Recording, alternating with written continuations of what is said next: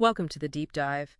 Today, we're looking at something pretty central to Trinidad and Tobago, its public service. It's actually the nation's biggest employer. That's right, a massive entity. Yeah, and our mission really is to get a quick grasp on this fundamental tension, between the ideal it was founded on and, well, what it looks like today. And that ideal is really baked into the law. Mm. You have this term, public officer, right there in Section 3 of the Constitution. It's a specific legal thing. Okay, a legal designation. Exactly. Yeah. And the key thing is that discipline, appointments, all that stuff, it's vested in the Public Service Commission, the PSC. The PSC. Yeah, and the whole point, the stated reason, was to immunize the service, keep it safe from improper political pressure. That's the language used. Okay, immunize. So constitutionally, it's meant to be shielded, but I mean, ask anyone, and they'll often describe it as, well, slow, a bureaucracy that seems to get bogged down in politics all the time. That's the paradox, isn't it?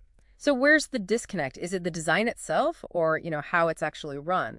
I think the sources suggest it's more about the implementation, maybe the culture, and definitely the sheer scale we're talking about. Right, the scale. You said it's the largest employer. Yeah, we're talking somewhere between like 15% and maybe even 20% of the entire working population of TNT. 15 to 20%. Oh, wow. It's huge. It's not just a job sector. It's practically the operational backbone of the country. And here's something really striking from the analysis. For an organization that big, nobody seems to know the exact head count.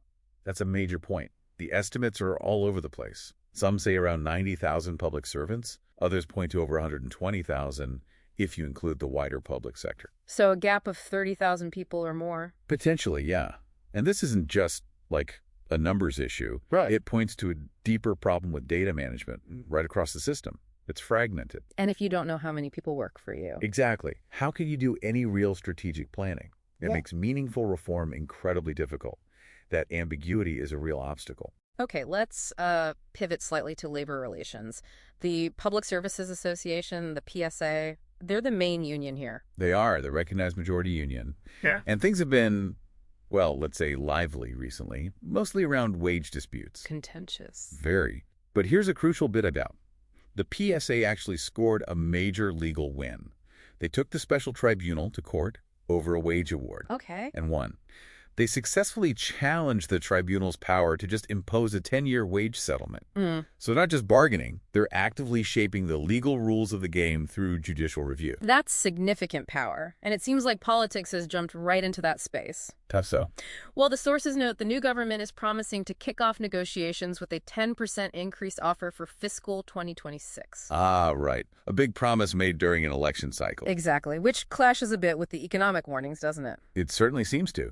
The IMF, for instance, has flagged that a bigger public wage bill could widen the fiscal deficit. So you've got this political pressure for higher wages meeting fiscal concerns about affordability. And this pressure for efficiency comes up against a system that past reforms haven't managed to fix.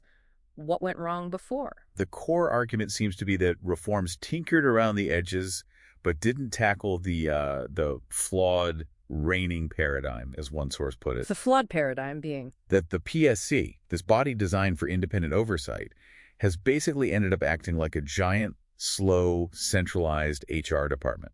It's become a bottleneck, not the safeguard it was intended to be. So it's actually hindering efficiency instead of ensuring meritocracy. In many ways, yes. Perpetuating a slow, often understaffed system. Okay, so if that's the problem, what's the proposed solution? You mentioned decentralization earlier. Right. The main recommendation is pretty radical. Decentralize most of the day-to-day HR stuff. Appointments, promotions, even disciplinary actions. Let the individual ministries handle that. Handle it themselves. Yeah.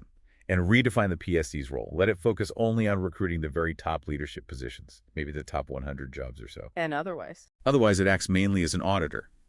Checking that the ministries are applying fair processes, upholding meritocracy, that sort of thing, ensuring the system works as intended rather than trying to be the entire system.